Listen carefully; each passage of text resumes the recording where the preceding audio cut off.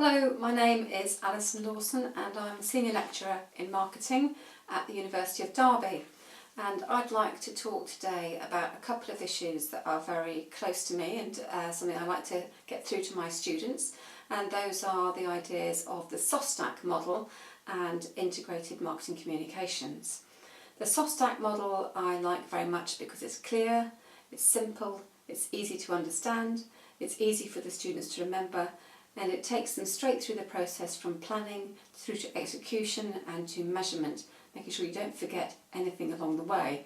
And so for that reason the SOSTAC model is extremely useful, not just while they're students, but when they go out into the world of work and work in marketing.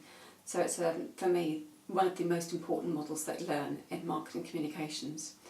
The other thing I'd like to talk about is integrated marketing communications.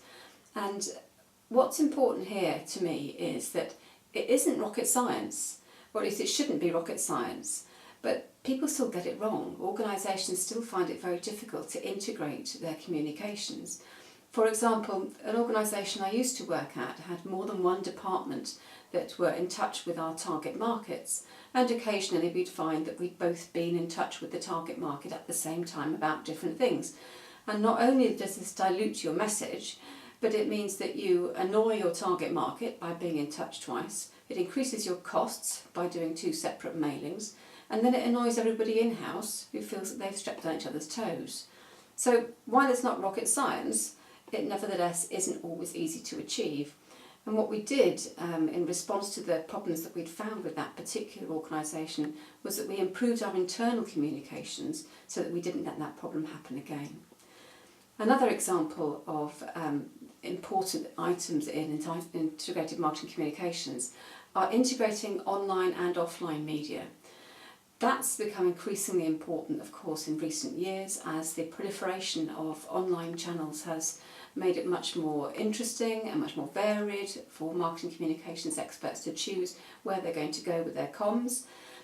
But the problem that I've had in another organisation I used to work for was that the traditional offline media were handled by the marketing team, while the online media were handled by IT.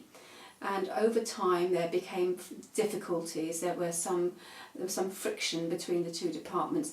And what happened was we devised a web role or two web roles in the marketing team to form a bridge between us and IT, and gradually the communications effort behind the IT moved into the marketing team.